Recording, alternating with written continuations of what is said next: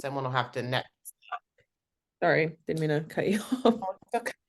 Let's see.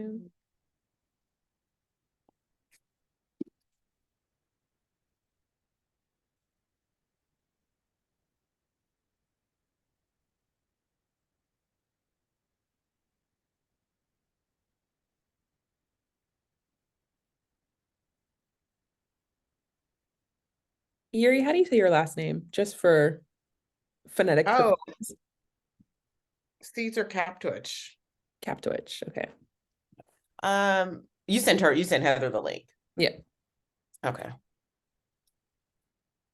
Sends her to the registration page. Oh, let's see. Let me see if I can find the link. Okay. Info I thought session. Okay, let's see. I think here, let me stop sharing and then I can just give her stop share. I can just give the link at the top. okay. Copy link. And then here. Escape. Okay.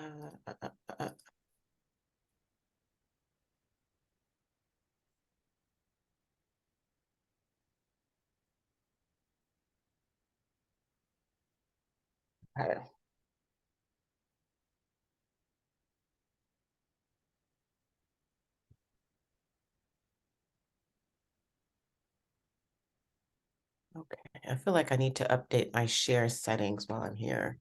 Oops. Let's see, info session.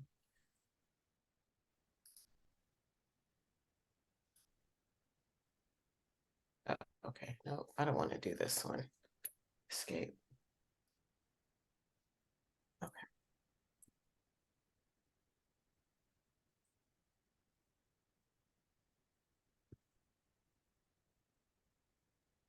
That was painful. Sorry. I swear, I was like, okay, I did that and I did this, and then somehow I managed to do something. I have no idea how, but it wasn't. Okay, I had sent you the email for the link, the regular link. But just that's now. the one that I tried and it got me to the registration. Oh, really? Yeah, that's what I didn't understand. Uh-oh. So anyway, Oh. Well, you made it. I know, which is fine. Just when we do this, I got to figure out how to do this better. Woo. No problem. Do we want to give them 5 more minutes before we let people in, and I'll let them know in the meeting room? Put a little onto the chat. Okay. We will begin in 4 minutes. And I'll put another thing out about that later. So there's 25 in the waiting room. Oops, someone got in somehow. Oh, she didn't get. Oh, because they're Berkeley. If they're Berkeley students, then they Yeah. can. It's okay. Or they have a Berkeley account. The waiting room. 27. All right. Video. Why would they? 28. I'm just here for technical support. I know, but just in case we need you to help Okay. us. I put your picture there, like, what if we need Yuri? Yeah. It could happen. Okay.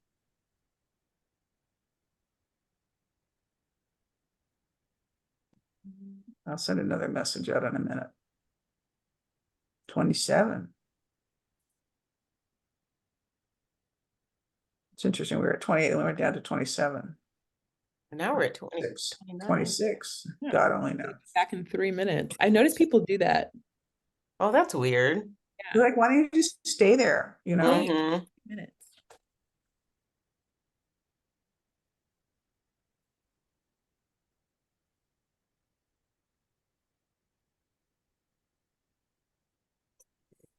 Lock meeting.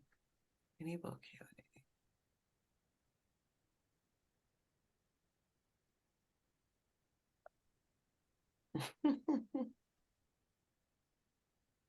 31. Getting up there. I don't know. We probably have a quorum. I just went on Zoom just to check my background because it's dark and it's like, oh no, there's too much like light weird shit going on. So I put my squirrel background in. Oh, it's good. Squirrel. Isn't that cute? It's very Berkeley. Yeah. Well, it's somewhere on campus, right? Yeah. Right.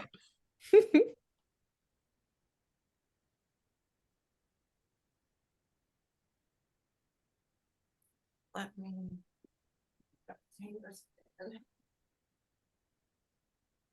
Yeah. And someone left again, but whatever.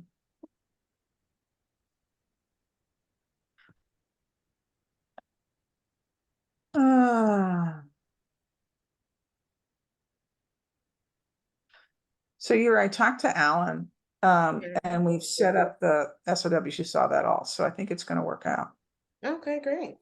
I'm going to send, and I sent them out after realizing I hadn't sent Ryan's. I'm like, oh, let's put that in. Well, you were just waiting to talk to Alan, so that's fine. That Yeah, works. it's there. It's gone. They're set. Yeah. Okay. Perfect. There we go. 1 minute. 1 minute.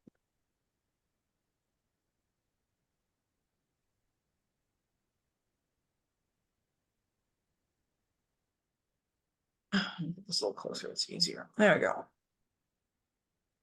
No, you're right. I really like this template. It's very nice.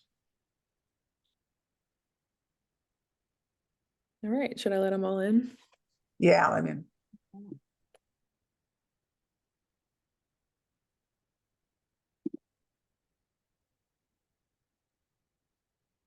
Okay. Waiting for the last person to join, and then we'll get started. Okay. Hi, everyone. Welcome to our info session. Thank you for being here today to learn about the Masters of Computational Social Science program, also referred to as MAX. My name is Savon. I'm the Student Affairs Officer for MAX. Joining me today is Professor Heather Haveman and Yuri Caesar Kapowicz. Sorry, Yuri, I know I just asked you, but and then I'll let them introduce themselves as we go through our introductions today. But as we go through our agenda, we'll go through the quick bullet points of what we'll be talking about, and then we'll move into the body of our info session. All right. Next slide, please. Like I mentioned, my name is Savon. I'll turn it over to Heather to introduce herself.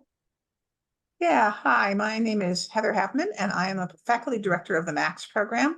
I'm a professor in the sociology department and also in the House School of Business. Joining us today as technical support also is Yuri Caesar Kapowicz, who is our executive director, although she may be called on if you have very difficult questions and neither Savon nor I can answer them. Exactly. I'm very glad you're here. Okay. And a few housekeeping rules before we get into the meat of our program. Please make sure to keep yourself muted throughout the session. I know we've all been through Zoom for quite a while now, but you never realize when you're not muted. So make sure you have your mics off. It's fine to keep your cameras off. No worries about that. And then make sure you keep all of your questions towards the end. As you have them, you can pop them in the chat or in the Q&A session, and we'll answer them towards the end of the session. Now I'll turn it over to Professor Haveman, who will tell you all about the MAX program and why it's relevant. Okay, great.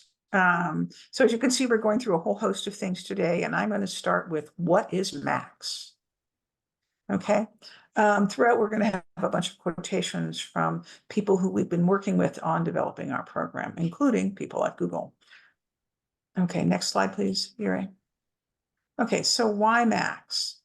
Well, 3 reasons. First, you want to think about social data, data about people, communities, organizations, and their interactions. There's more and more of this kind of data being created every day and being analyzed every day. Data on things like what you eat and drink, where you live and work, what you do for fun, and what you think about things like politics, entertainment, and life in general. The second reason is why it involves social science. Why social science? Well, statistics and computing have given us a powerful set of tools to analyze social data. But to apply those tools in the most useful and ethical ways, we need context. And that's where social science knowledge comes in. It offers ideas and evidence about how people, groups, organizations, and communities behave and interact. The third point I want to make is that the heavy emphasis on social science in our program, which makes the program unique, ensures that analysis and interpretation of social data is sensitive to social issues and that data-driven solutions to social problems are implemented in more ethically responsible ways. Next slide, please. Okay, so the program is a 1-year program. It's a full-time program. You will be working hard if you're in the program to get all the training you need for a job. It will be taught by a combination of Berkeley faculty and industry experts. The instruction will be in person, with the exception of summer boot camp courses for people who need a little leg up before the program begins. Those will be remote, but the fall and spring courses will be in person. It will focus on practical applications of social science knowledge. Now, before, I mentioned the importance of bringing social science in, diversifying data analysis in academic terms, right? Not just letting it be the province of statisticians and computer scientists. But we also want to bring people in from diverse groups and with diverse backgrounds. So another dimension of diversity. We think it's important that the people who are analyzing social data are as diverse and representative as the data are themselves. So we're viewing this program as the bullet point says, a pathway to interesting and well-compensated data analyst careers that is inclusive of people with different backgrounds, different family structures, different ethnicities and races, and different gender identities. Next slide, please. Okay, so the goal here is to teach people to solve real-world problems using real-world analytical tools. And those analytical tools, there's 3 of them. 3 pillars is the way I put them on the website that we developed. Statistics involves things like exploratory data analysis, regression analysis, and attention to causal inference. Computing involves tools that allow us to visualize data, create charts and graphs and maps. Machine learning to create inductive knowledge of the data, to probe the data, and analysis of things like visual and text data.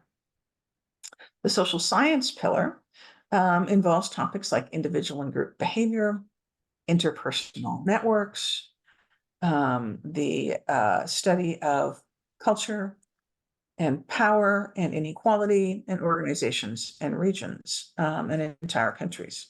So the MAX program will integrate these 3 areas of knowledge, 3 pillars, as I call them, and provide you with rigorous training in statistical and computational methods, undergirded by a deep understanding of people, communities, and entire societies. And it will emphasize real-world applications of this knowledge.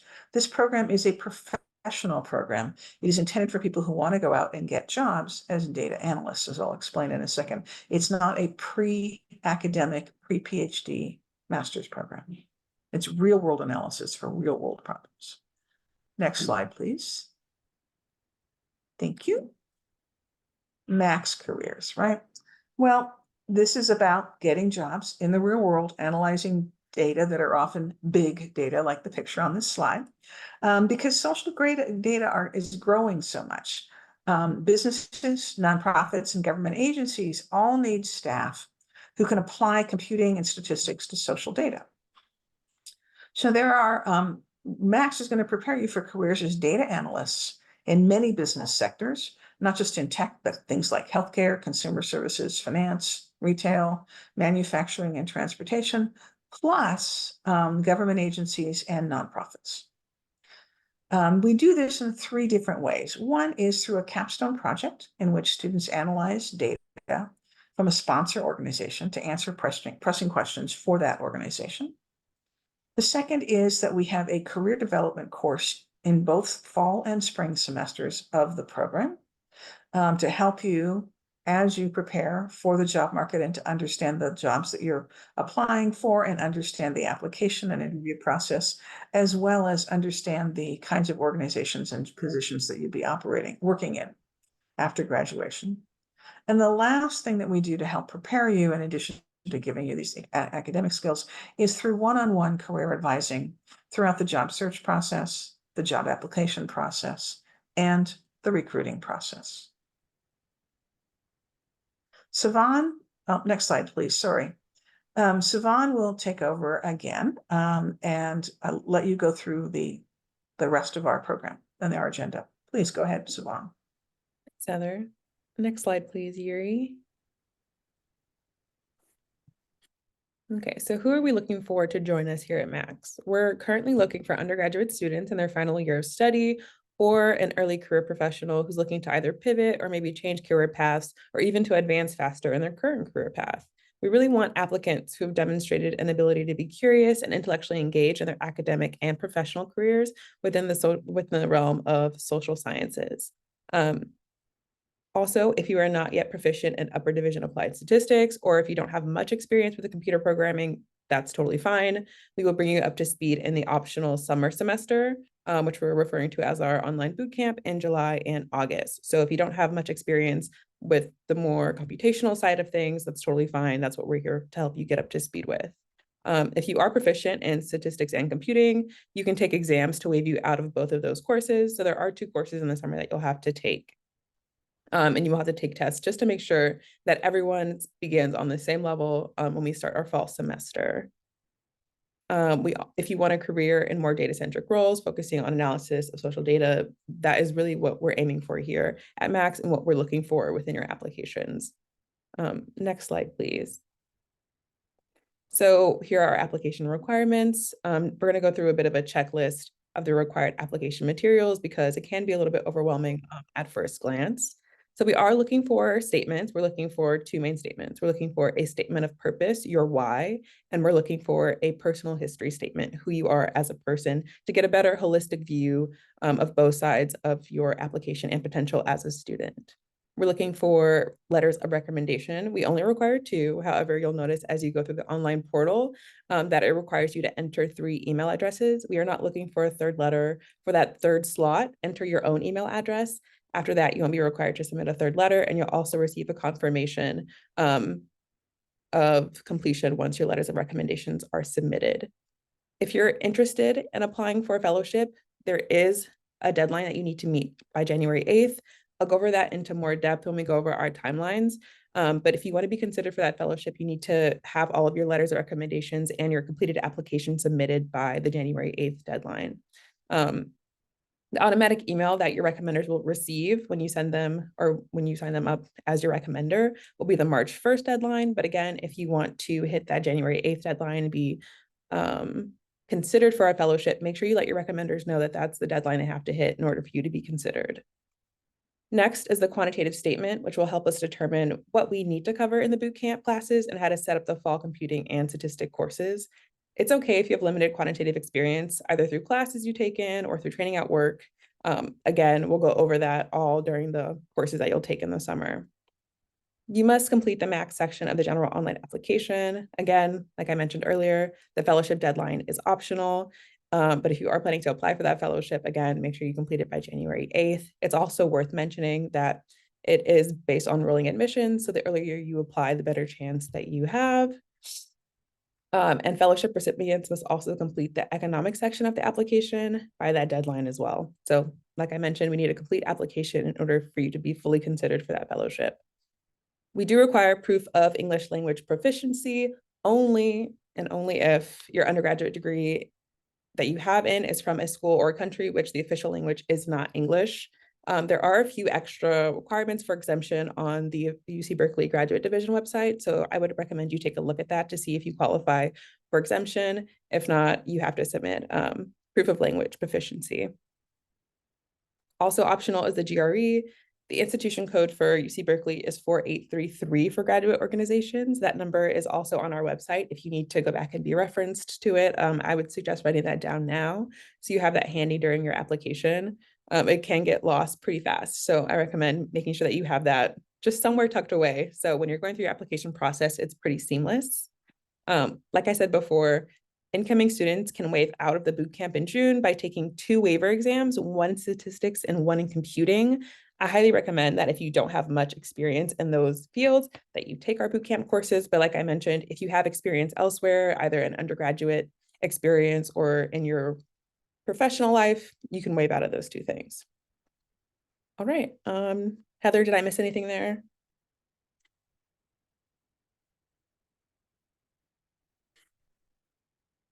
Okay, cool. All right, next slide, please. No, all this information is on our website. I just want to repeat that because it's a lot of information that Sivan went through. So it's great. our website is very helpful. And then also Berkeley's website is also very helpful. And I'll talk about that more when we go into tuition and funding and things like that. But for right now, I do want to go over the timeline in a bit more concise details. Like I mentioned, January 8th is the priority application deadline. It's also the deadline for if you would like to be considered for a fellowship. So please, I highly recommend getting in your applications by January 8th. I also mentioned March 1st. So that is when our final deadlines will be due. I mentioned that we work on rolling admissions, so applicants will be admitted based on the numbers of available seats remaining after that January 8th deadline. And by March 1st is when, if you have applied by January 8th, you'll be notified of your admission decision. April 1st is when all applicants will be notified of their admissions decisions, and then every applicant has till April 15th to accept or decline your offer of admission. So I would recommend screenshotting this page. I don't think we have this up on our website, but it's definitely very, very helpful. Just so you have it in the back of your mind as you go through the application process and you're considering which deadline works best for you. Also, so you're not sitting there waiting about when you'll get notified. We have that pretty concrete here. So I recommend screenshotting this and tucking it away for safekeeping. Next slide. It actually seems like we should be putting this on our webpage. Note to myself. Yeah, this is a great slide to have. Okay, next we'll be talking about tuition per semester and what it looks like in the summer for those bootcamp courses. Next slide, please. So here it is. So in the summer, we have $1,900. That is per course for the summer. So like I mentioned, you'll be taking 2 courses unless you have added them by taking those tests and submitting your scores. Campus fees apply to all semester. It does differ. I'm not sure if I mentioned this earlier, but the bootcamp is online. So campus fees are a little less in the summer there. And then your health insurance fees, like I mentioned, summer is online, so you don't have health insurance fees for that. And those start up in the fall and spring. So each semester is $34,500. Your campus fees vary a very tiny bit from fall to spring. And then your health insurance fees are same for both semesters. So both semesters total out to about $40K for each semester. You have that there as well. This is also up on our website if you want to go back and reference. So like I mentioned, get your applications in by January 8th for the fellowship deadline. I would also add that health insurance fees are, you can get a waiver for this if you already have coverage, like through a spouse or through parents, just so you know. Yeah, and we also recognize that this program is a very large financial investment, but we do want to emphasize that the MAX program has the highest return to aid ratio of all the self-supporting professional degree programs on campus. Most of this comes in the form of opportunity fellowships, like I mentioned earlier, which are full or partial fellowships awarded on the basis of need. So you have to make sure that you really are able to demonstrate your financial need in order to be awarded either a full or partial fellowship for the upcoming year. I mentioned earlier that the graduate division website has an extensive list of resources. So even if you are not considered for the fellowship because maybe you didn't get your application in on time, Berkeley does a great. Can you put the next slide up, please? Sorry, I think, there we go. Yeah, that's what we need. Berkeley does a fantastic job at putting a vast list of resources for funding, no matter what program you're in. Some are program specific, but many are not. So make sure that you go to that website and research, because it has very, very helpful information that I think would be way too extensive to go over here. But you can definitely look and find something that applies to you and get funding that way. Berkeley does, I think, a fantastic job at that. And then we'll put the link in the chat just for easy access. Or if not, like I mentioned, you can take a screenshot and have this for safekeeping for when you go through the application process. Okay. Anything else here, Heather? No, I'm just putting that link in the chat right now. If I could get it to work. I have no idea what I'm doing.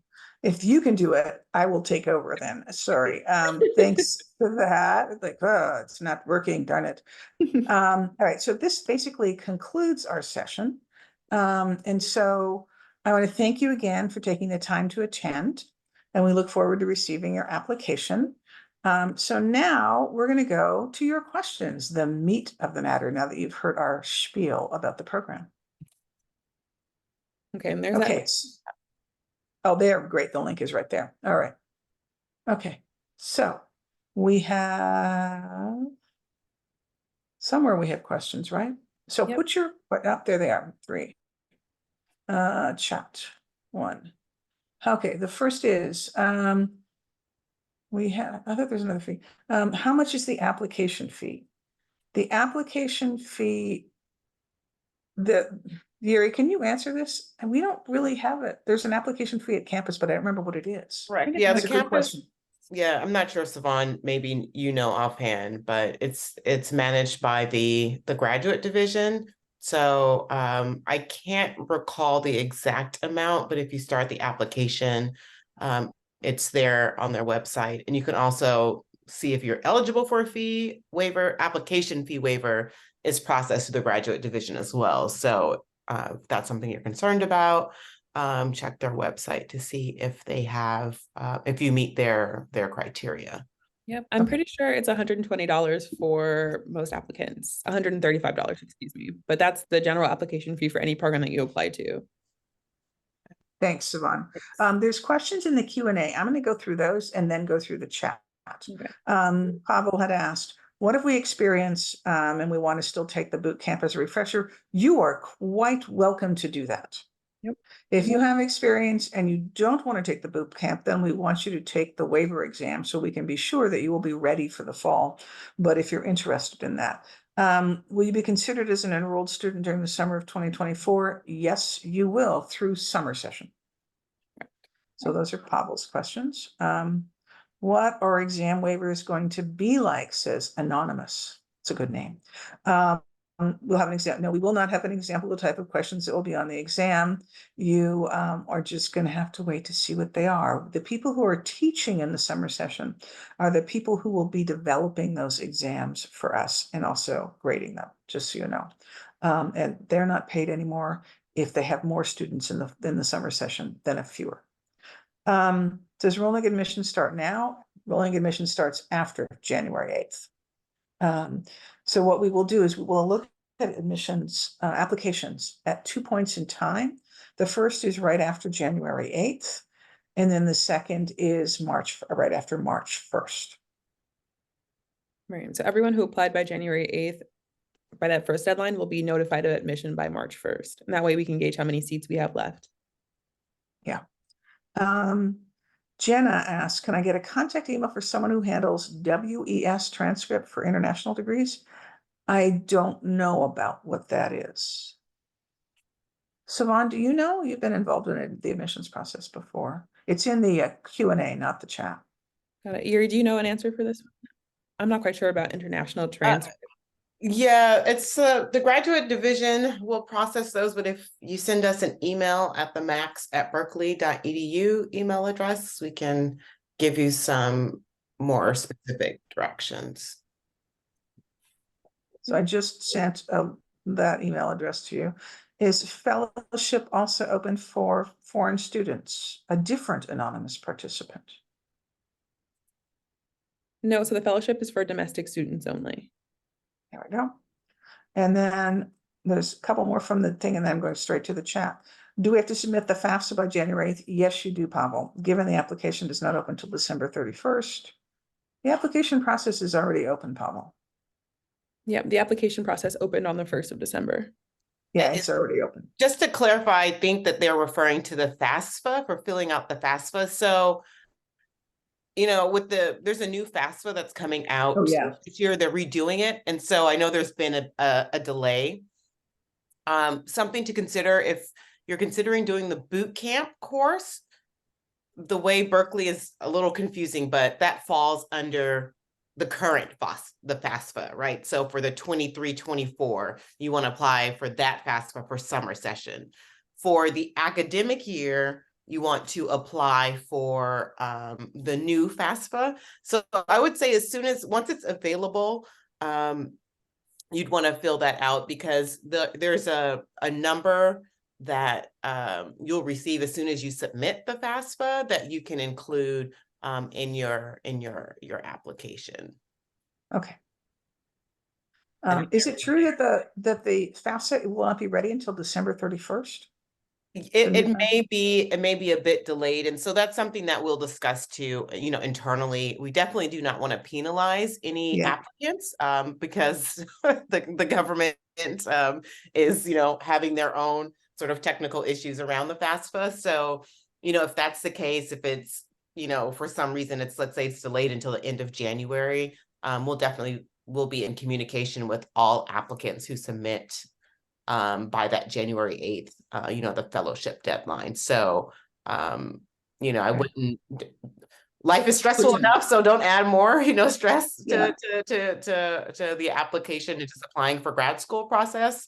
But just know that we understand and we're aware of all the delays, and we will not penalize anyone for those delays. Yeah, and it's beyond your control. And the admissions committee will be making decisions about admissions from the January 8th deadline, but it'll take them a while to do it. So even if the FAFSA thing is delayed and it's hard to get it in by the January 8th deadline, we will be able to take that into consideration later when we make our decisions around the end of January. Okay. Okay, so I'm going to switch to the chat because those were earlier questions. There's another question too, Heather, that was missed. It's going through the application. They had a question about submitting the transcripts. Yeah. Oh, I forgot that. Sorry. It's okay. Where do we submit the transcripts? I don't know how this works. Siobhan, can you explain that? I haven't applied to grad school since 1984. 85, whatever, 84. So I think it's after the recommendation section. When I was going through it, I was able to clearly see it. I'm not sure how far you've gotten into the application process, but you'll be prompted to upload your transcripts. You won't be able to submit your application without it. So as you continue going through it, and you make sure you save it as you go through, it'll be a prompted section to upload your transcripts. Okay. So you might have to enter some parts manually throughout it, but it will prompt you to do so. Yeah, I think it does ask you, you're right, Siobhan, and it does ask you for several iterations of your GPA. So your cumulative, and then your upper division or your major, etc. Yeah. Okay, back to the meeting chat. Melissa asked, for the 2 letters of recommendation, it says that 1 letter has to be from a faculty member. Does that mean it has to be from a tenured professor? No, it can be from an assistant or an associate professor without tenure, but it has to be from a faculty member, not, and it could also be from a lecturer, but it can't be. We want something from someone who taught you in a college or university, not just people from industry. Okay. Right, and that's to get an idea of who you are as a student. Anybody who knows you in that capacity is what we're looking for. Yeah. Ginny asked, how many people would be admitted to this program? Our goal for matriculating students, people arriving on campus, is to have 25 students. So we're going to admit about 60 students to the program because about half the students will say no. Okay. Who is eligible for fellowship programs? Those are U.S. citizens or landed immigrants, meaning green card holders, who have applied by January 8th and provided all the necessary information for us to judge financial need, because all fellowships we offer are based on financial need, all max fellowships. It's possible to find fellowships outside of our program. Okay. Shri Kapoor, what electives are students able to take? Can they potentially work with faculty at the information school, computer science, or social science programs?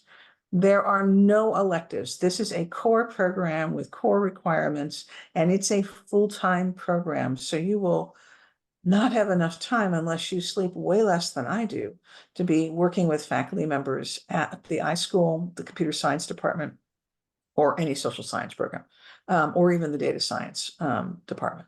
And I think it's also important to mention, Heather, too, that, like you said, the focus of the program is, professional and a terminal master's. Our goal really isn't to prepare students for research, or if you want to go into a PhD program, or you're interested in doing research or working with faculty, on research projects.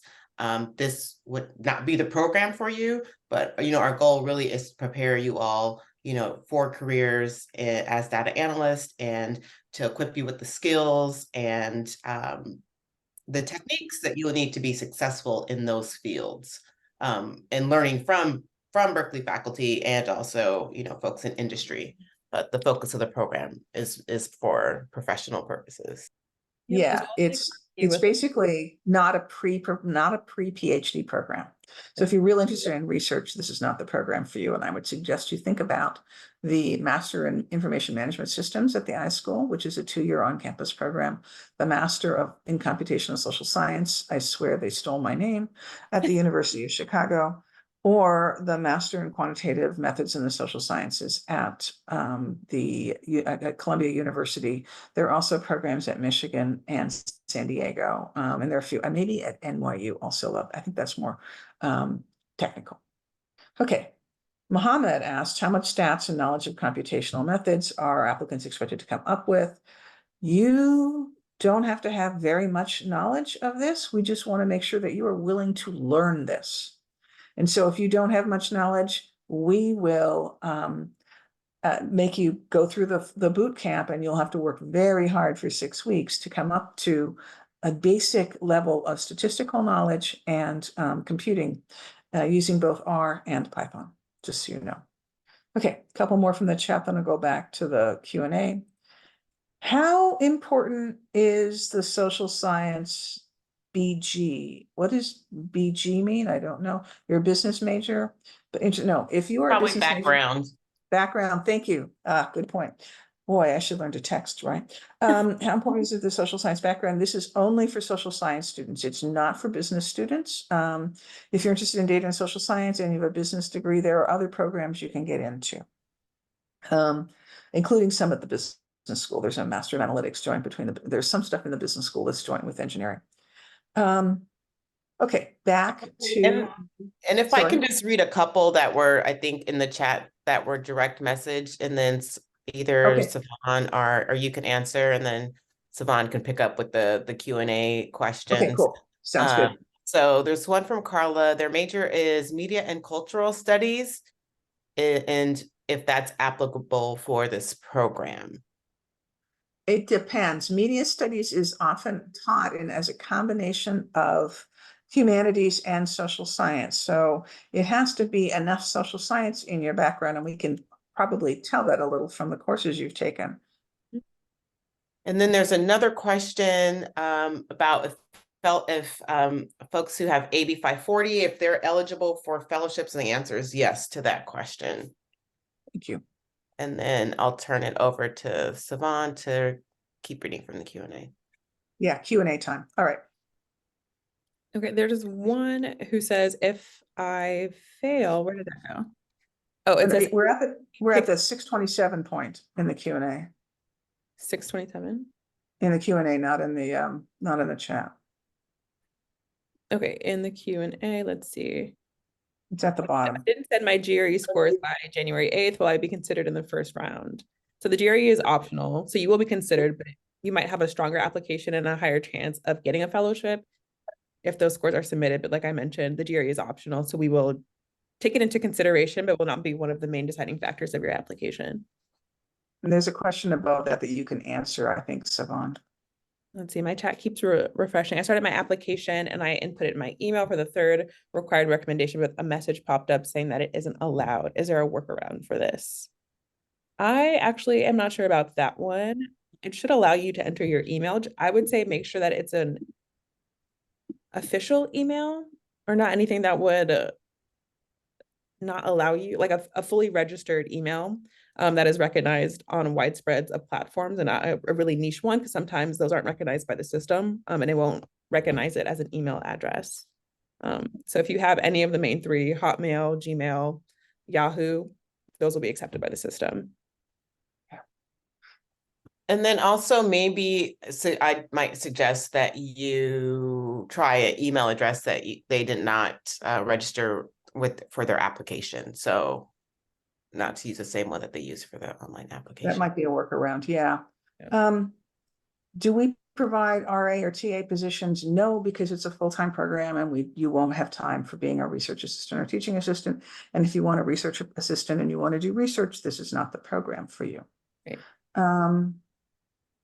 So I noticed that Max is part of the interdisciplinary school social science division. So Max students will get academic advising and career support from multiple departments or from a specific one. We are part of interdisciplinary social science programs is a cluster of programs. You will get a career support. We won't have academic advising. Well, we have teaching assistants, right? And the faculty who are teaching.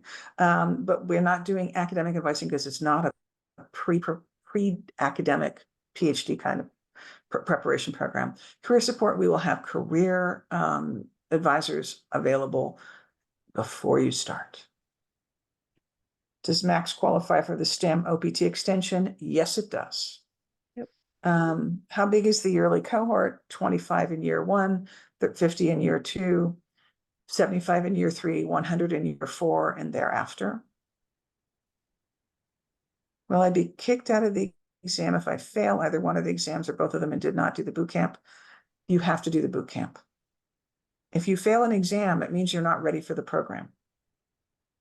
So if you want to do well, you have to do the boot camp, right? The work is necessary to get yourself prepared for the program. And then before you move on, Heather, too, I think it's important to emphasize that, you know, like we're here to try to set everyone up for success. So yes. It's not, you know, sometimes you hear horror stories about like quantitative or, you know, sort of some intro like computing courses are designed to be like weeder courses and to weed people out. You know, that's not really our goal. Our goal is really to bring everyone to the same level so that they'll be able to successfully start and do well in the program in the fall semester. So, you know, it's always important to like speak up if you're, you know, having challenges or you're struggling, but like we're really designing the courses to be able to try to meet everyone where they are. If you're really nervous about it, there's always free resources online. And as we get closer to the summer, we'll have some like free online resources if you want to, you know, start working on prepping before the summer boot camp. That might be something that'll help you feel a little bit more confident. Yeah, or before the waiver exams, which will be a month before the boot camp. So there's a couple of questions from multiple people about academically oriented or career-oriented program. It is a career-oriented program, not an academic program. It's not useful if you intend to pursue a PhD. It's about analyzing data. At its core, this is about analyzing data and understanding A, where data came from, B, what the data mean, and C, what an analysis, the implications of analysis for the organizations that you're analyzing data for, and for the communities that are affected by the data analysis and the solutions that are being implemented. And then at the end of this program, you will have a capstone project to show employers that you can demonstrate these skills within a project and have that to show as you're going around for jobs. So like Heather said, this is a career-oriented program. And we're going to make sure we set you up with the best outcome possible. Yeah. So Kevin asked if I'm not a native speaker, but you have an undergrad degree in the UK, you are fine. Yeah. If you have a degree from a non-English university, for instance, there are English language taught universities in Turkey, for instance, then you need a TOEFL score. But if you've gone to an English language school, you don't. If you want to do research, you're not for this program. This program is not for you. It is for people to get jobs. So Holly and Pavel again. The GRE percentage look for in a category. We don't have any particular percentile that we're looking for, Pierre. Right. The GRE is optional. So if you think it'll help strengthen your application, go ahead and include it. But we're not looking for anything specific for your score. Yeah, it's just more information. Do we have merit-based fellowships? Our fellowships are need-based, financial need-based.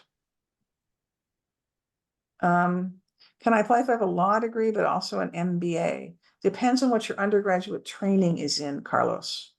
If your undergraduate training is in law, then that's not a social science, and an MBA is not a social science. We want students with social science or applicants with social science degrees. I know in many places outside the United States, law degrees are undergraduate degrees, but if you have a bachelor's degree before your law degree, and that's in the social sciences, then that's fine. Anything beyond the social sciences that you have done after that is fine. Oh, okay. Will I be attending classes 5 days a week? There will be 5 different classes, and I don't know exactly what days they'll be scheduled on. It partly depends on the schedules of the instructors, several of whom are from industry and are commuting over to the East Bay to teach for us. So I can't tell you what the weekly schedule of the program is going to be like, but you are going to be working full time in this program. Yeah. This week. Yeah. Melissa, if you do the summer boot camp, do you have to take both courses, or can you take only one if you already have background in computing? If you have learned Python and you understand it fairly well, and you can demonstrate that with a waiver exam, passing the waiver exam, then you don't have to take that. You can take only the statistics boot camp to bone up on your statistics skills. Recording of this session. This session is being recorded, and the recording will be available online. Yuri, how does that work, or at Savon? Yep, it'll be online on our YouTube channel. So after tomorrow morning, I can send everybody a link so you can reference this info session when you go through your applications. Yeah. Okay. Tian asks, even if I'm interested in social science and have work experience, would I not be considered? If you don't have a social science degree, you will not be considered. I know a lot of people who are in other fields like engineering are very interested in social sciences, and I understand that because me too. What program languages we'll be learning? In the computing program, we'll be learning Python. In statistics, we'll be learning R, and we'll be using Python for some of the statistics stuff we're doing. Your major is in history, and you're taking, oh, so I'm missing a question, I'm sorry. Yeah, what is the expected career outcome? Very good question, Wendy. The expected career outcome is a job as a data analyst, whether that data analyst is in marketing or finance or business intelligence or strategic analysis or program analysis for government or evaluation for policy work in a nonprofit. It's data analysis. And yes, it has to do with social science, because the kinds of data that we're talking about analyzing and teaching people to analyze well and thoughtfully in this program are social data. Data about individuals, groups like families and social networks, data about organizations like firms and government agencies, data about communities like cities and neighborhoods, and data about entire societies. And about those kinds of social entities and their interactions. My major is history, and I'm taking courses in Python and R. Good for you. My more quantitative projects come from business practice, like user research and business analytics. I'd like to present more of what I'm doing professionally. My professional goal focus on data application when I'm presenting my quantitative techniques. I think you should tell us, it's a one-page form, this quantitative statement, about the things you have taken and about the most advanced courses you've taken in statistics and computing, and about your personal experience doing user experience research or business analytics. The combination would probably be the strongest thing for you. Anonymous. And then I'd also add too that, like, for the courses, and it's for anyone that's, you know, on the session, like it could be courses that you've taken at, you know, at a college or university. It could be online. You know, so it's not specifically limited to, you know, what you've taken undergrad or at a, you know, quote unquote institution of higher education. Yeah. So if you've gone through some training at work in order to do some of this business analytics or user research analysis, then that's fine. You can talk about that. We just want like a little, like a sentence or two on each of the sort of sets of experience that you have, up to 5. Okay, last one. Oh no. Actually, let me go back to an earlier one from the meeting chat. Lydia is an undergrad in Peking University, PKU, I've been there, and taught there. And you want to inquire about the program. This is not an academic learning program. As I said before, it's a career-oriented program, which I think I answered your question before. Okay.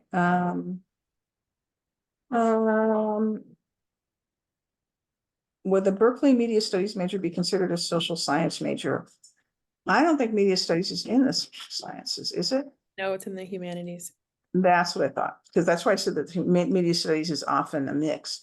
And in our program, I've taught media studies students in my undergraduate evaluation of evidence course, and they usually don't know very much social science. They've learned a lot of more interpretive Theory. Shingli has a question about the skills and understanding needed for statistics and machine learning a lot. Will 1 year be sufficient? And that was a smiley face after that. Thank you for that.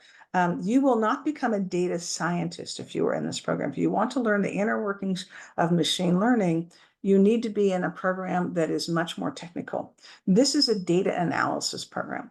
And there is machine learning involved in a lot of social science research, even analysis, if you've taken statistics classes, of a logistic regression analysis of an outcome variable that is a 0, 1, a dummy variable, like get a job, don't get a job.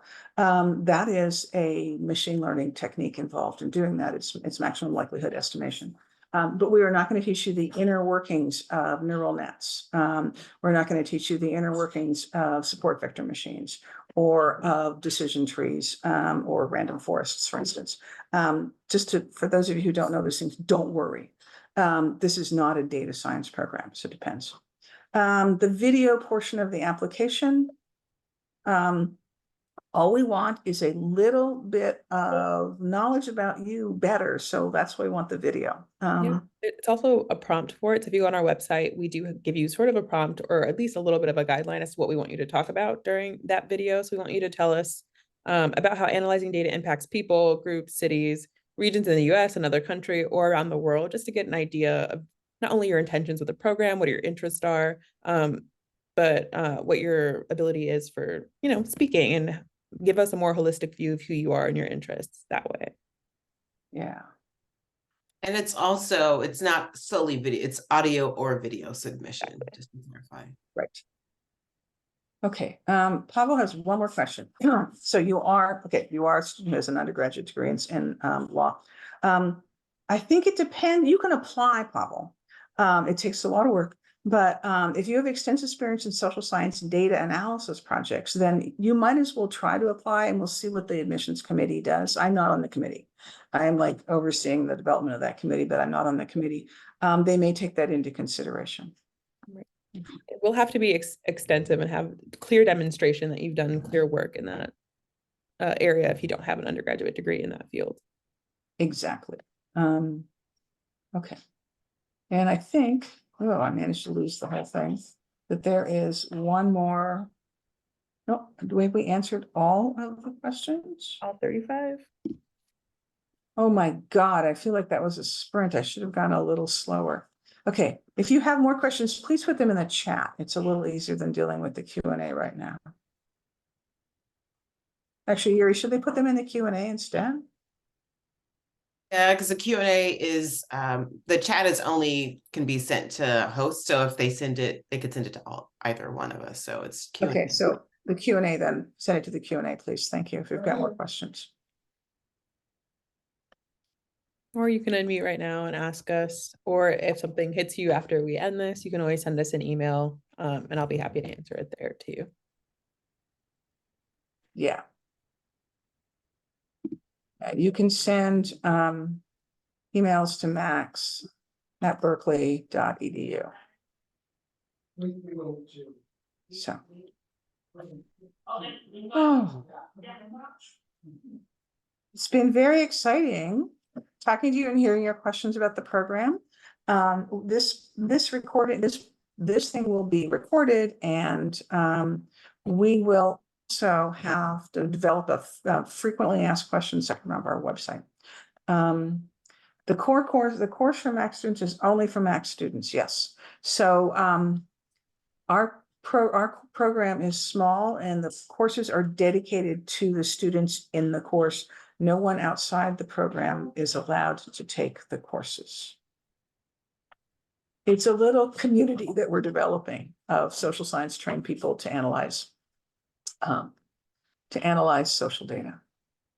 Yes. And there will be a lot of group work and team based projects. Savon mentioned like the main large capstone.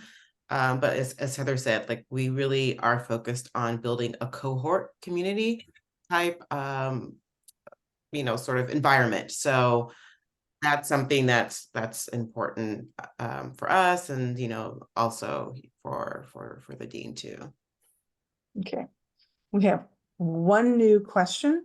What is the impetus behind the creation of this program? Is there demand for data analysts? Yes, there is. I know that last year, the tech sector started to have a downturn and a lot of downsizing because they had overexpanded during the pandemic. But the amount of data, social data, that is being generated has increased immensely, and demand for analysis of social data has increased immensely outside of the tech sector, in lots of industries, in healthcare, in finance, in education, in retail, right? Think Walmart trying to analyze all the shopping patterns of its customers. That is why we created the program. We think this program actually will also help places like the tech sector, because we can't just leave it to computer scientists and statisticians to just analyze data.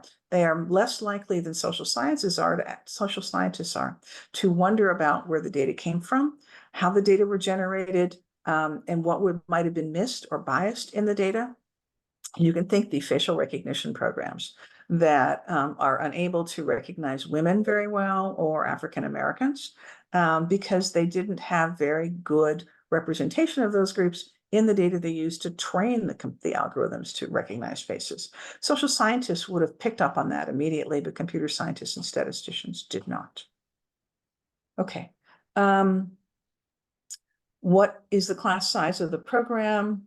I think Savan answered that. And yeah, basically it's 25 in the first year, 50 in the second year, 75, and then 100 in the fourth year and after that. Oh.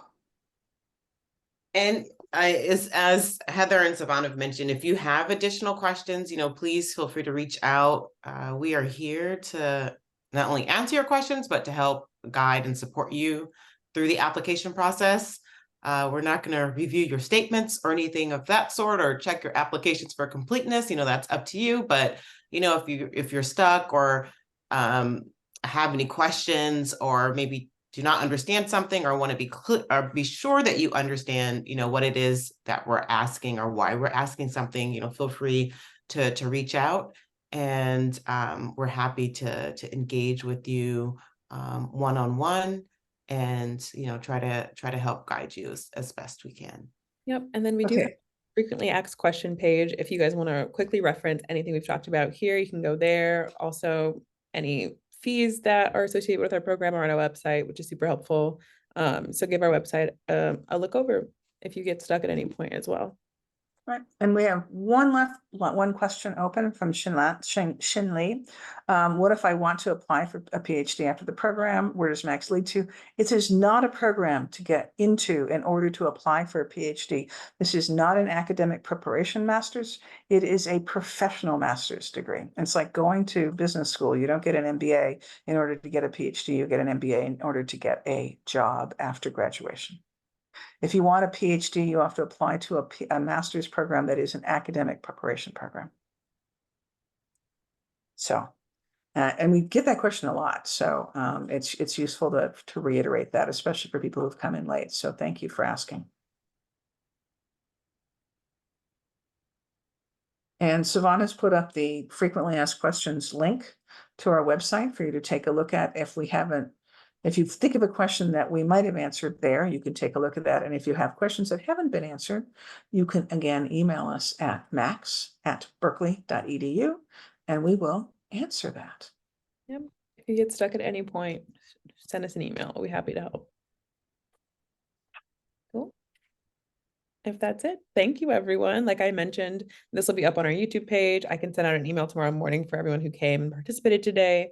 Let you know when it's uploaded, so you guys can reference this when you're going through your application process. Make sure you look over timelines, things like that. And thank you so much for coming. Yeah, it's been great talking to you. Thanks, guys. Good evening. Bye. Pavel, thanks for coming and asking those questions. Yeah, thank you. Thanks, guys.